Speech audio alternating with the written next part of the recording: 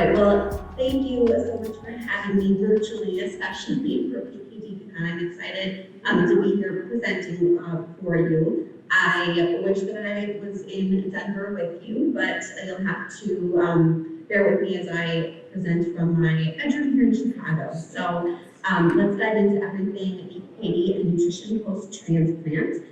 So we have just your typical activity disclaimer and disclosures. So a little bit about me. My name is Melanie Betz. I am a registered dietitian and certified in renal nutrition. I actually worked at the University of Chicago and worked a lot with patients who have polycystic kidney disease for about 6 years. But I chose to step down from that position about a year ago when I had twins. And so obviously that significant change in my life came with some changes in my career. And so I decided to lean full into my, at that point, side hustle, now my main hustle, which is the Kidney Dietitian, which is an online platform to share science-based information with the world about kidney nutrition. I have a lot of information about kidneys out there. So that is what I am up to these days. I've published research on a variety of topics, a lot of studies along the lines of understanding and adherence to renal diets. I am on a wide variety of different boards, including the National Kidney Foundation of Illinois, the Dietitian Advisory Group for the American Kidney Fund, as well as the Renal Dietary Practice Group. So that is just a little bit about me and my background, so you know who you're listening to. And here are the objectives for our talk today. So we're going to list some ways to manage recovery post-transplant and then talk all about food post-transplant, essentially. So for an outline, we're going to kind of break up nutrition post-transplant into a couple different sections, and honestly it changes quite significantly. Sort of just like how a renal diet or nutrition for PKD changes pretty significantly based on your kidney function and kind of where you are in the disease process. Nutrition post-transplant changes quite a bit as well. So we're gonna kind of break that up into nutrition like right after transplant, right after that surgery, and then thinking about maybe that 6 to 12 months after transplant, and then all the really good stuff. So what do you do once that transplant is functioning, it's firing on all cylinders, what can you do to really keep that kidney healthy? So that is definitely where we'll spend a majority of our time. And then I hopefully will have a lot of time for questions at the end. I love questions. So please keep them in the back of your head as we walk through our talk today. So like I said, nutrition changes a lot post-transplant based on what we're talking about, how far out we are from transplant. So right after transplant, they're kind of like those immediately after transplant to 3 months, we really honestly want you to eat. We're talking about higher calorie protein needs, and we're thinking about some micronutrients, but honestly, pretty much everything is just kind of getting you to eat. And then 6 to 12 months is going to be overall just kind of watching those electrolytes and kind of how they fall with once your kidney is getting used to its body and functioning. And then 12 plus months is when we're really diving into, again, really keeping that new kidney healthy for as long as possible. So going into these details a little bit more, like I said, right after transplant, we really just want people to be eating. Like you just went through a huge surgery, right? And so really your body needs that energy, the calories and protein to heal and from the surgery and help support your new kidney, truly. A lot of times right after surgery, you don't feel super great, so it might be hard to eat. You might just be super fatigued or pain or like any side effects, nausea, like those types of things. Oftentimes can make it really hard for people to eat. Again, just kind of highlighting how important it is to just eat food. And there are a lot of changes in what you should be eating right after surgery compared to what you were eating when you had, say, stage 5 kidney disease and or were on dialysis, right? Like there's a huge change all of a sudden. And so really during this time period, we are really thinking about removing those diet restrictions. We don't care so much about sodium, potassium, phosphorus, and like all that stuff. We really just want you to be eating and really sort of prioritizing that protein, because your body does have slightly higher protein needs during this immediate post-transplant time to just help heal from that surgery. So this is all great news, right? So a lot of those foods that maybe people weren't able to eat or weren't able to eat as freely or had pretty significant restrictions on when they were on dialysis or had end-stage renal disease, they are able to eat again. So that's really a really great thing, kind of a fun time period. In addition to obviously celebrating with your kidney, you also get to eat some more of your favorite foods, which is great. So one thing that changes pretty significantly right after transplant is phosphorus. So of course, oftentimes when people are on dialysis or have end-stage renal disease, phosphorus levels can be quite high, and you often have been talking with a dietitian and your doctors to limit how much phosphorus you're eating. But low levels of phosphorus are actually very common in the first few months after transplant. So about 90% of patients will experience hypophosphatemia or just low blood phosphorus levels. And so we actually during this period want to eat more phosphorus. A lot of times, unfortunately, patients are told this, and so they are so used to following that low phosphorus diet that can sometimes exacerbate this low phosphorus situation. So that's very important. The phosphorus, very likely, you do not need to limit it. In fact, should be eating more of. I put, as much as I could, I put the official guideline language in my slide. So that's what this Keto in 2020 post-transplant recommendation is all about. So they say to consider the bioavailability of phosphorus sources, and for that hypophosphatemia, which is the low phosphorus level, to consider prescribing a high phosphorus intake or to prescribe supplements. So this, I wanted to dive into this comment or this statement about considering the bioavailability of phosphorus sources. So for all levels or all stages and all types of renal nutrition these days, we are talking a lot about how phosphorus is not the same based on where the phosphorus is coming from, right? So you've hopefully heard from renal dietitians that the phosphorus that occurs naturally in plant foods, so phosphorus that is in things like beans, lentils, nuts, seeds, whole grains, all of that phosphorus is actually very poorly absorbed. So really, honestly, this is 50% is kind of a high estimate. It's probably like 30 to 50-ish% of that phosphorus in those plant foods is absorbed. So for people who need to be on a low phosphorus diet, the phosphorus in these foods is actually not that big of a concern because your body isn't absorbing it very well, right? But when we compare the phosphorus that's in dairy, around 80-ish% of that phosphorus is absorbed. The phosphorus that occurs in meat, poultry, fish, and seafood, around 90%. And then those phosphorus food additives are the big concern for people who need to be on a low phosphorus diet because that phosphorus is very highly absorbed. So that's when you talk to your renal dietitian about looking for those PHOS ingredients, like Coke or Diet Coke is a very classic example of these phosphorus food additives, right? So again, thinking about this from a like end-stage renal disease or chronic kidney disease standpoint, the phosphorus that is in those plant foods is not so concerning, and the phosphorus that is in those food additives is most concerning. But in the post-transplant period, we're kind of totally switching gears, right? And we really want to actually be including more phosphorus in the diet, and we want to be getting it from food sources that are absorbed because our body needs that phosphorus, right? So we typically, although not saying that you shouldn't be eating beans, lentils, nuts, and seeds, those are all wonderful foods, they're maybe not the best source of phosphorus for someone post-transplant because your body is not really going to absorb it anyway. So dairy and meat, poultry, fish, and seafood honestly may be a really good foods to include, especially those first 3 months or so post-transplant because your body is really going to be absorbing that phosphorus. I don't necessarily recommend phosphorus food additives just because those simply come in foods that are probably not going to be the best for us. Otherwise, they're going to be in just a lot of sort of ultra-processed foods. So we don't necessarily want to go that route. But I think that dairy especially is a really wonderful option, and meat, poultry, fish, and seafood if that's something that you want to include.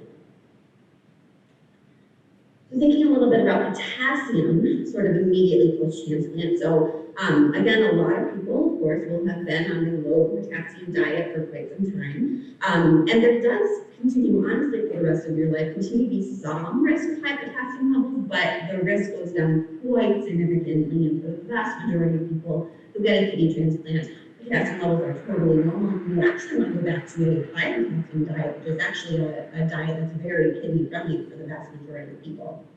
But when it comes to these sort of immediate post-transplant days, we really want to just kind of monitor how that blood potassium is sort of leveling out once that kidney starts functioning, and then look at some things that we can do nutritionally to help lower that potassium, lower those blood potassium values. There's actually questionable effectiveness of going on sort of a strict black and white low potassium diet. So even if you have high potassium levels, whether it be during like pre-transplant or after transplant, I don't love a very strict low potassium diet, and I'll talk a little bit more about that later. So just wanted to give you that teaser right now, that even if your potassium levels are high, we don't necessarily need to go on a very low potassium diet, but we do definitely want to monitor and make sure that we are doing things that we can to help that potassium normalize. Another nutrient that we think of in this immediate post-transplant period is magnesium. So low magnesium is also common post-transplant, but only present about 7% of patients, which is really nothing compared to that phosphorus, which is in about 90% of patients. But it definitely does happen, so I wanted to include it. So here are some different high magnesium foods that you might want to include. So things like beans, lentils and peas, nuts and seeds, whole grains, fruit, vegetables, fortified cereals. So you can certainly include those foods, and then sometimes the doctor may recommend, or dietitian may recommend that you supplement magnesium if we just can't get it up with food alone. So this is kind of the range of dose that we recommend, 240 to 1,000 milligrams of potassium, of magnesium per day. And an important note here is that you do want to take that at least 2 hours away from microphenoate if you are taking that medication, just because it can interact and make that medication not as effective. So along that line, there are definitely some foods. Like as a dietitian, I rarely say never eat X, Y, Z food. I'm very much that all foods can fit in your sort of dietary plan. But there are some foods that and supplements and herbs that do need to be avoided as much as possible, completely if able, if you are taking some of these transplant medications. So I definitely wanted to include this table for you. I believe that these slides, so you can have this with you. All of these foods, the grapefruit, pomegranates, jumper, etc., interact with those medications. So if you do have any of these things, then it can basically make that medication less effective. And you certainly don't want to do that, because that's putting your kidney at risk. Because these nutrients or these foods can interact with that medication directly. So definitely wanted to include that for sure. All right, so moving into the 6 to 12 months after, I just have one slide on this period, because it really is just kind of a monitoring time frame. So things are kind of just getting settled in the 6 to 12 months after transplant, or really 3 to 12 months after transplant. So really a lot of the same stuff that I said at the beginning might apply, and some more of the stuff that I'm talking about for this 12 plus months after transplant might apply. But basically we're just kind of continuing to see how everything settles with that new kidney in your body.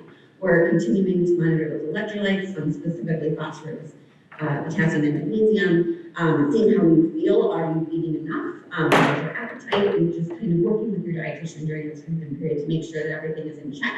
And then once that 12-month anniversary, when your anniversary of the new kidney hits, then most people are in sort of this full-fledged mode of doing everything we can to keep that new kidney healthy. So this is really honestly totally new chapter in your nutrition journey with PKD, to really focus on a generally healthy nutrition, kind of just a general healthy diet. Of course, with a couple key things to keep in mind to really make sure that we're doing everything we can to keep that new kidney healthy.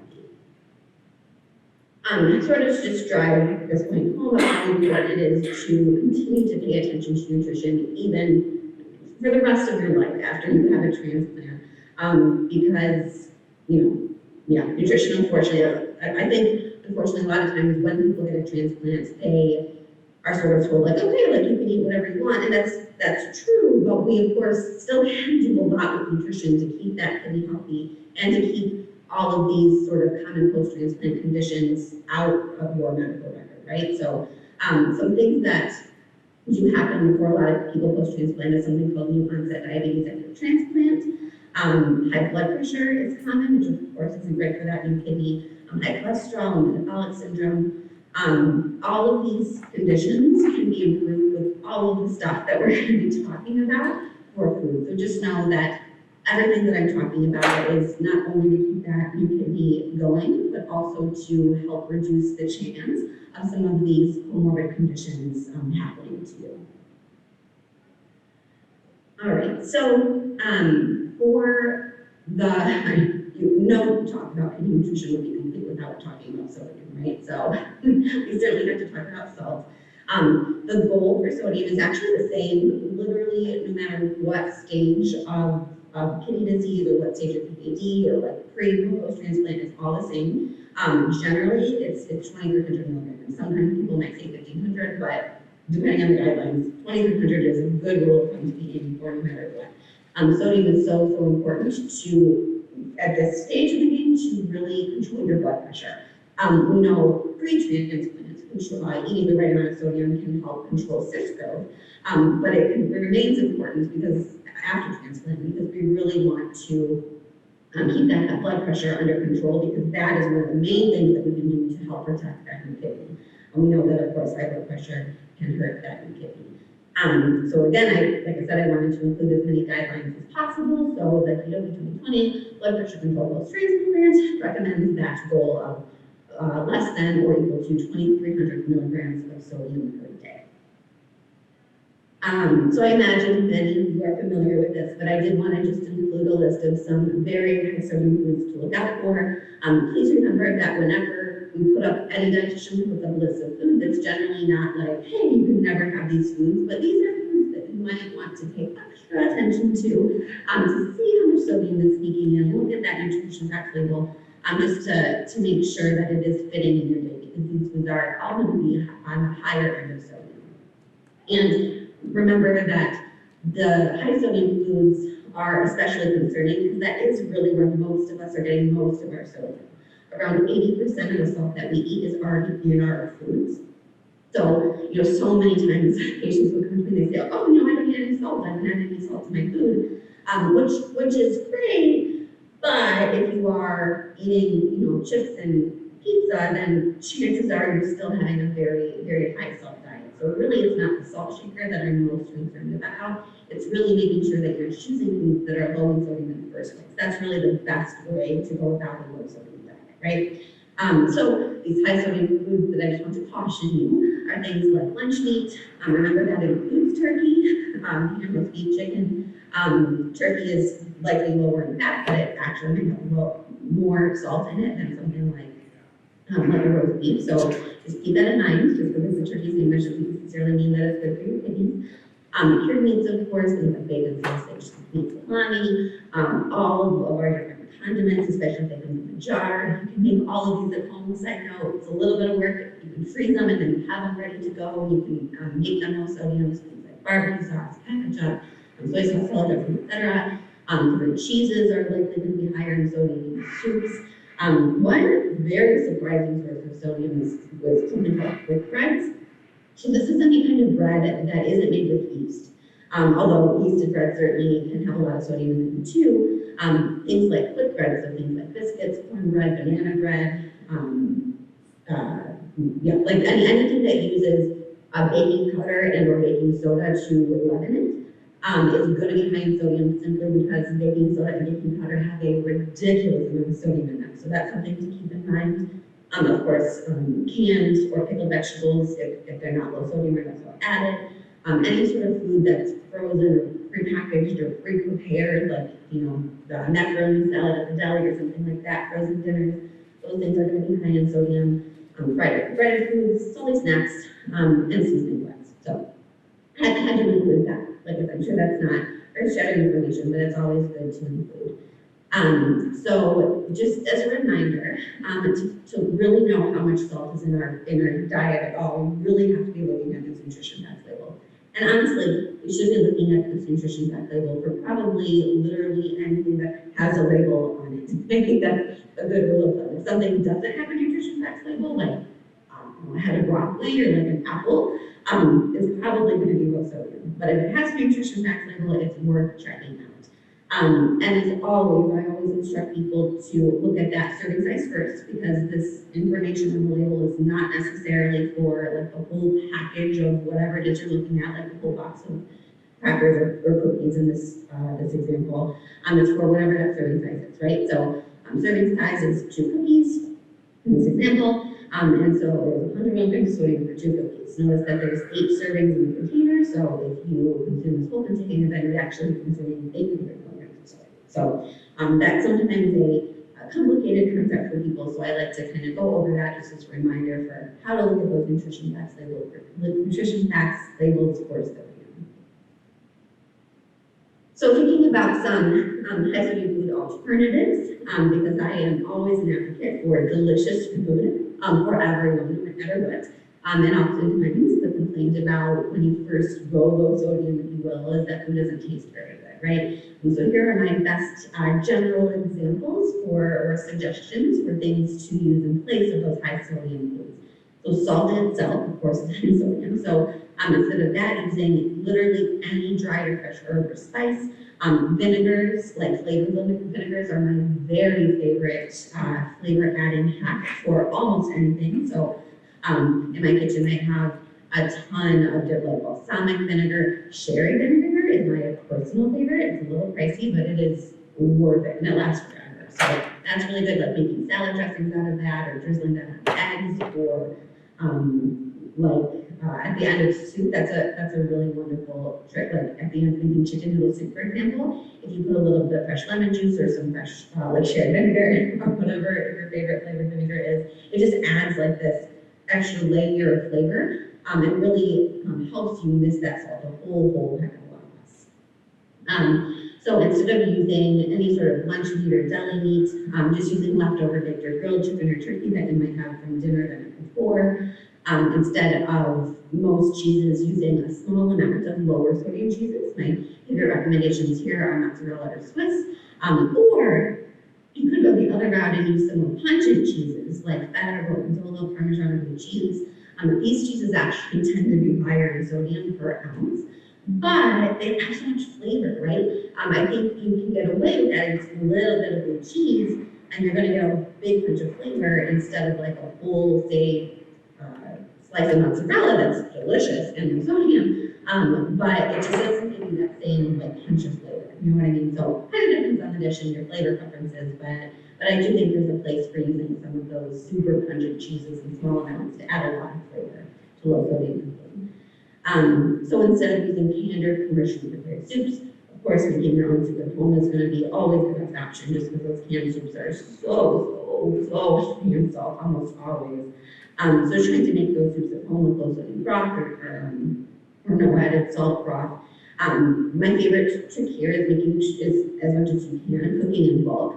Because I don't know about you, I have 21-year-olds at home. I'm certainly not cooking big soup every day, but freezing leftovers in individual portions is amazing. So doing that on the soup front, I think soup lends itself very well to freezing. So does things like making your own spaghetti sauce, for example. So instead of a bottled commercial salad dressing, using things like oil and vinegar or lime juice, those flavored vinegars come in very handy here. Salty snacks, so instead of like your typical potato chips or pretzels, fruit is always going to be a wonderful option. Unsalted nuts, or looking for low sodium chips and crackers. Tortilla chips actually generally are going to be lower in sodium, of course, look at the brand you buy and the sodium content in them, but I feel like tortilla chips, even the normal version, tends to be a lot lower in sodium. So just looking for those low sodium alternatives. And of course, instead of canned vegetables, I'm looking for no salt added canned vegetables, but they're totally fine, or looking at fresh or frozen options. All right, enough about sodium. I feel like that's, old news. Like I said, I'm sure that you've heard about sodium a gazillion times. But very, very important, even post-transplant, to help keep that kidney going and keep your blood pressure in check.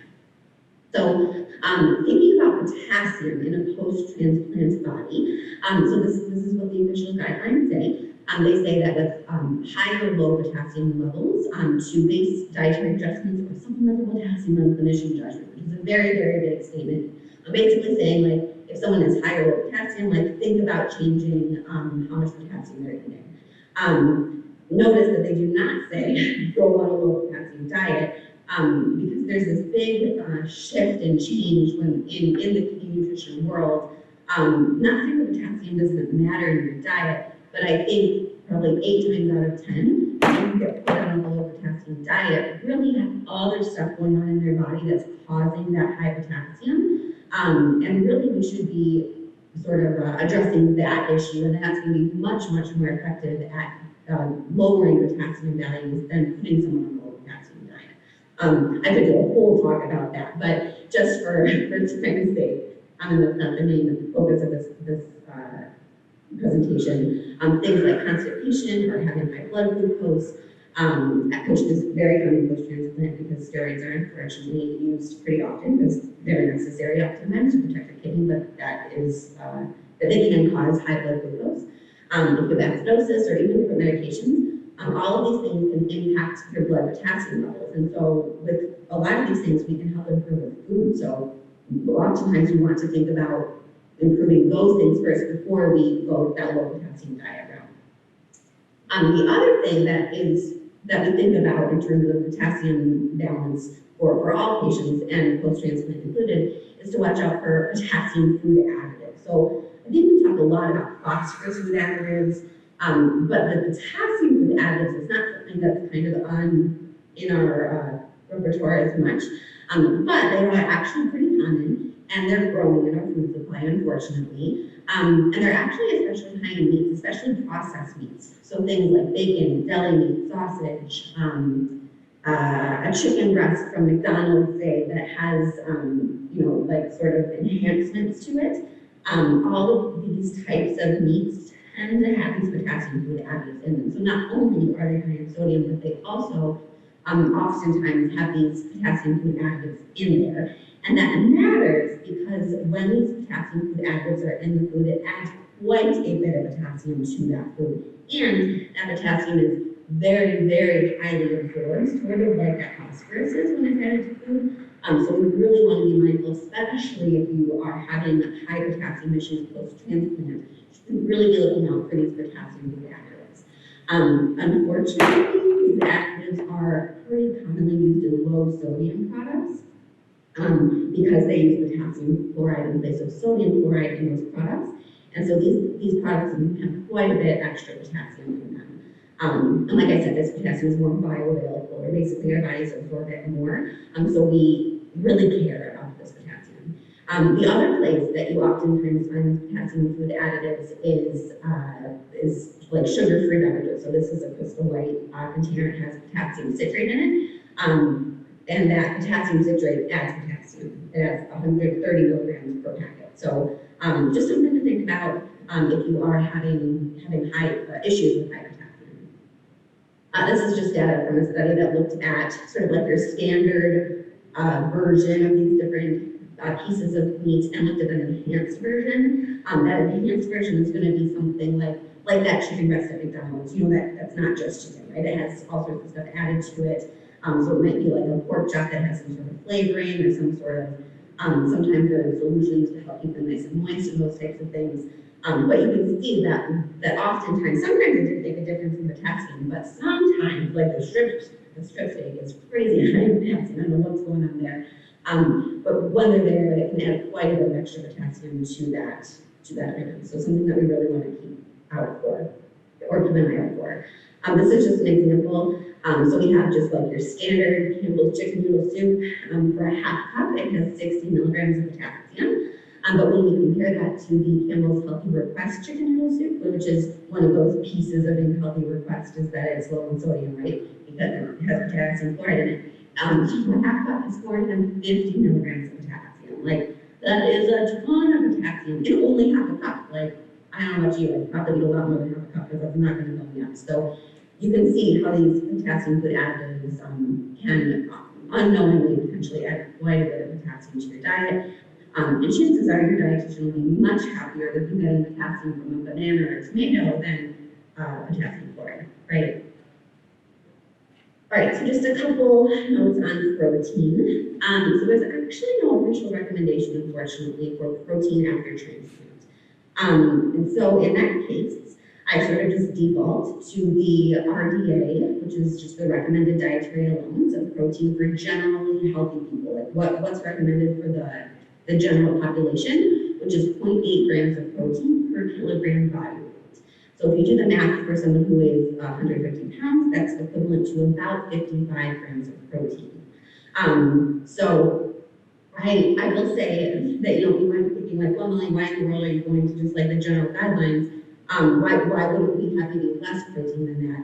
And really, this recommendation for like the general population is a lot less protein than what most of us are eating. So this 0.8 grams per kilogram could be seen as like a low protein diet, even though it's really not. It's really just what we need. So this really is not like a high protein diet. It's really just like a sort of moderate amount of protein. And sort of when I'm working with people who have a transplant, my advice to them is to just kind of make sure that you're not eating a ton of protein, avoid very high protein diets. Again, most of us are eating a whole lot more protein than we need. We live in a very pro-protein culture, I feel like, where it's, everything's like, oh, extra protein, and this is a good source of protein, and this is good for you. For some people, that may be the case, but for most of us, we really don't need this extra supplement of protein. We really don't need these protein powders, bars, especially if you have that transplant, because we don't need to be working that kidney any harder than it needs to be working, right? The other thing that you can think about with protein post-transplant is that we would definitely consider incorporating more plant protein sources in place of animal protein. So we know that honestly, no matter what stage or where you are in your kidney health journey, plant protein sources are always going to be a lot easier on the kidneys for a wide variety of reasons. So thinking about more beans, nuts, and seeds, lentils, tofu or seitan if you want to get fancy with it, or even whole grains have a fair amount of protein in them. So using more of these in place of beef or chicken or even fish and seafood is going to be a lot easier on your kidneys. So those are my thoughts on protein. Even though there's no official recommendations, this is what I would tell someone if I was working with them. All right, and so thinking about food, I think so often in kidney nutrition we talk about sodium, potassium, phosphorus, and like all of that's important, but what do you actually eat, right? Like what are the actual food that you should be eating? And the guidelines that just came out in 2020, the relatively recent now, updated ones, actually give us some guidance in actual food, and that's the first time that they've done that. So dietitians, we were very excited about that. So this is what they said. So they said, with or without dyslipidemia, so that's just basically high cholesterol, suggest prescribing a Mediterranean diet to improve lipids. And the Mediterranean diet has been associated with a lower risk of kidney disease, and also it's been associated with a lower risk of kidney function decline. So for people who have chronic kidney disease, people who eat diets that are more in line with the Mediterranean type pattern have slower decline of kidney function, which is pretty sweet. And the other diet that's called out is the DASH diet, which is associated with a higher risk of end-stage renal disease in people with chronic kidney disease, and also a lower risk of CKD in general. So what do these two dietary patterns look like? Here's our traditional food pyramid for both of these things. So the DASH diet is very, very high in fruits and vegetables. That's kind of like a plastic home of the DASH diet. It's actually 8 to 10 servings of fruits and vegetables a day, which is a lot. Doable, but it's a lot. It's a lot more than what's recommended for the general healthy, general guidelines for Americans, which is 5 servings per day. It also highlights whole grains, low-fat dairy, seafood, poultry, and lean meats, and then some nuts and seeds, they say 1 per day, some fats, and then limiting sweets.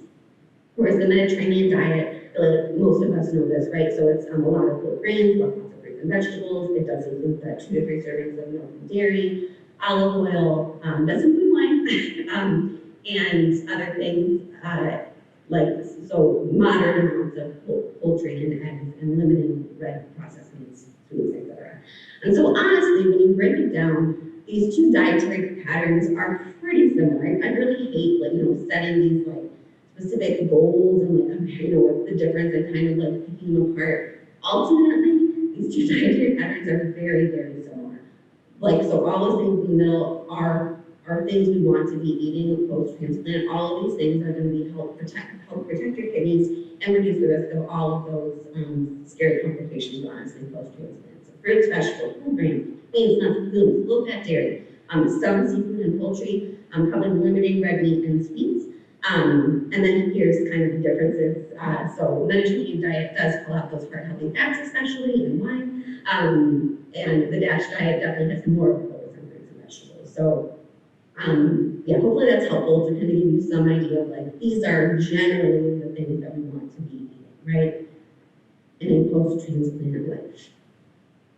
So the last thing that I wanted to talk about, and then we'll have plenty of time for questions, which is great, is food safety. We certainly need to talk about food safety post-transplant because you are, for the rest of your life, at a higher risk of foodborne illness, which can be pretty significant. It can hurt your kidney or could take your life, honestly, if you aren't careful.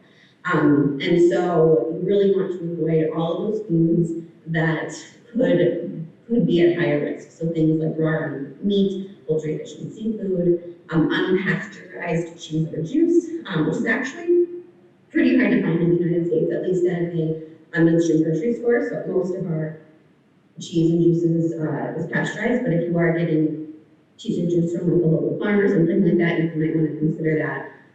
Soft cheese made from raw unpasteurized milk, refrigerated fruit, fish, raw sprouts. So this is like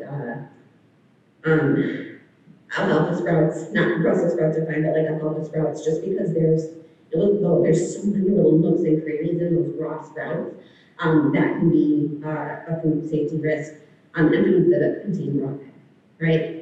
So you want to avoid those foods as much as you can. You also, of course, want to also make sure that your food is cooked to the right temperature. So I just included this in here for your reference. I'm sorry, I don't know what that C is doing in that poultry. That's supposed to be a little degree sign. That's 165 degrees Fahrenheit.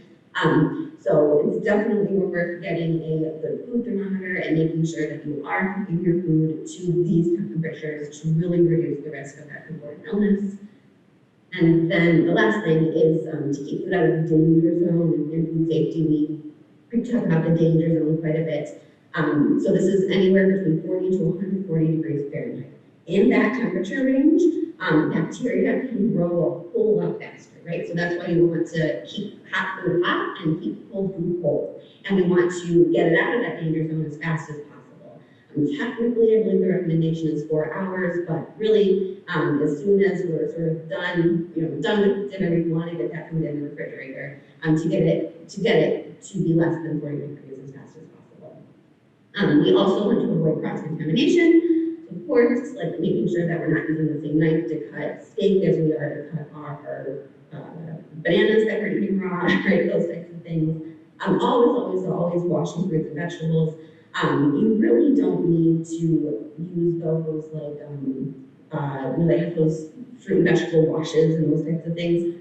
Really just making sure you're running your fruit and vegetable no matter what over through running water under the faucet is enough to get rid of any the stuff that we don't want you to be eating. And of course, paying attention to those expiration dates. So hopefully that is all helpful. And with that, I will conclude that as we talked about, nutrition needs really change right after transplant. They change quite significantly from what likely the recommendations were right before that transplant. And then they continue to change as that kidney sort of starts to settle in and function. Your nutrition needs are going to change, and it's really important to work with the dietitian during this timeline to sort of adjust what you're eating to really optimize it. And hopefully, my big take-home message for you is that nutrition really does matter for the rest of your life. Like, we want to do everything we can to protect that new kidney. And nutrition is so cool because you have control over it, right? This is something that you have full control of, you can do to help keep that kidney going for as long as possible. It's also going to help reduce the risk of those other complications, and also can help your medications work properly, which is all really important stuff, right?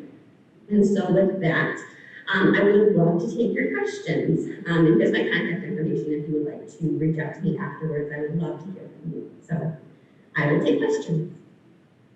Oh, okay. The first question is blue cheese safe to have post-transplant? Likely yes, you just want to make sure that it's made with pasteurized milk. And like I said, like 9.99 out of 10 in the United States, it is. But you just want to make sure that it is made with that pasteurized milk.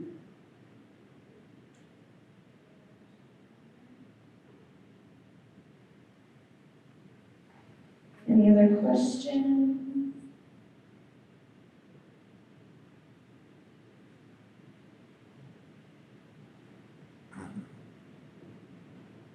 Okay, I think those are all of our questions. Thank you so much. Thank you so much for having me.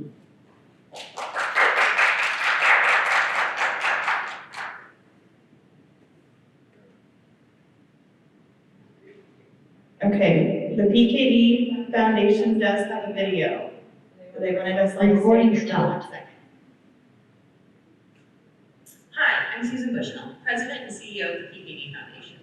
Whether you were here in person or attended virtually, this weekend has been an amazing gathering of people with the same goal: to gather as a community to learn more about PKD research, discover resources, and create connections. On behalf of the PKD Foundation, thank you for taking time from your busy schedules to join us. I'm sure we're all heading home with new PKD knowledge. We heard from the nation's top PKD experts and from people whose lives have been impacted by the disease. From exciting upcoming research to dietary interventions to how to navigate a PKD diagnosis, there were so many ways to learn and advance our understanding of this disease. At the in-person conference, we laughed, cried, shared, and most importantly, we created new relationships. Relationships that will help mobilize the movement to end PKD. I encourage you to keep those relationships close to you as you navigate through PKD community. So you might be wondering, what can I do next?